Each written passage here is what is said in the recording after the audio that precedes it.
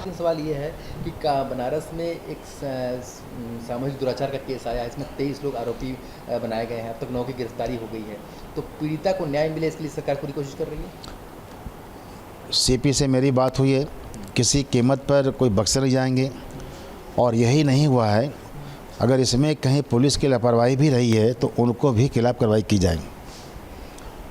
और इस पर पूरी जांच करा कर शहर के चौराहों का कुछ रिकॉर्डिंग इकट्ठा कर रहे हैं, और रिकॉर्डिंग करने के बाद कोई भी आदमी इसमें जो रहा है वो बचेगा नहीं।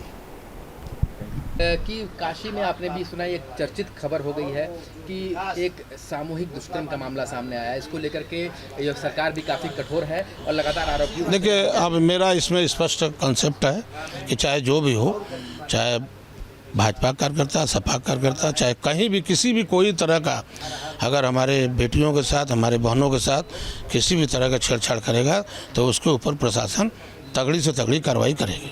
23 लोगों ने दुष्कर्म किया है कि 23 लोग किए होंगे, चाहे 50 लोग किए होंगे, चाहे जितने भी लोग किए होंगे, सब सजा के पात्र होंगे। इसमें कहीं कोई रुकावट नहीं है, ना कोई रोक टोक है।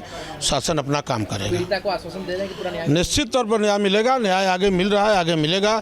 ये इतिहास उठाकर देखेंगे, बहुत पहली बार ऐसा है कि 3 साल के अंदर 7 महीना के अंदर सजा लोगों को हुआ है। ये बताइए कि जिस तरीके से बनारस में एक सामूहिक रेप की बात आई है जी इस पर लगातार कार्रवाई हो रही है, 23 लोग आरोपी बनाए गए। जी क्या मांग करते हैं आप लोग? मांगे कि अगर सामूहिक रेप है और उसमें 23 लोगों ने रेप किया तो ये बहुत ही जघन्य घटना है।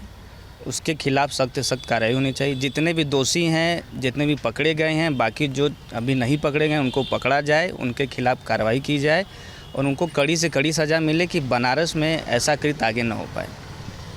क्या नाम है? जी, मेरा नाम आशुतोष पाल है। मैं ये बताइए कि जो ये सामूहिक रेप कांड सामने आया है, क्या लगता है कि जिस तरीके से पूरे तहरीर में लिखी हुई है कि शहर के कई जगह हिस्सों में ये वारदात हुई है, इस पर कड़ी कार्रवाई मांग करते हैं? जी, बहुत निंदनीय है, बहुत शर्मनाक घटना है।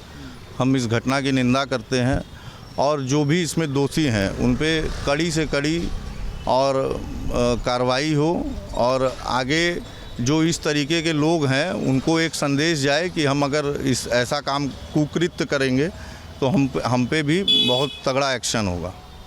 अभिषेक पांडे। अभिषेक, आप यूथ हैं, क्या लगता है कि इस तरीके का जो दर्दनाक कांड होता है ये कितना ज़्यादा भटकाव लाता है और किस तरीके की कार्रवाई होनी चाहिए ताकि जो इस तरीके के बदमाश लोग हैं वो इसे सबक लें?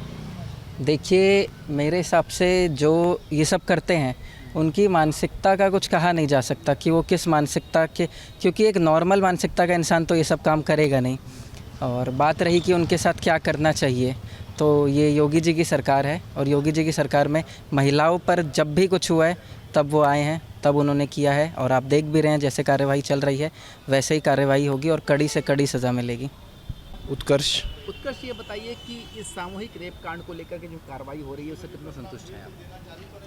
अभी तो नहीं, बट इस पे एक्शन ज़रूरी है क्योंकि आगे आने वाले समय में ऐसा एक्शन होना चाहिए जिसको लोग देख के कभी ऐसा करना ना चाहें। अगर एक्शन नहीं होता तो ये तो नहीं सही है, क्योंकि एक्शन होगा तभी आगे हिम्मत ना करे कोई ऐसा करने की। बस ये सरकार से मांग है। न्यूज नेशन अब व्हाट्सएप पर खबरों की ताजा अपडेट के लिए न्यूज नेशन के इस QR कोड को स्कैन करें।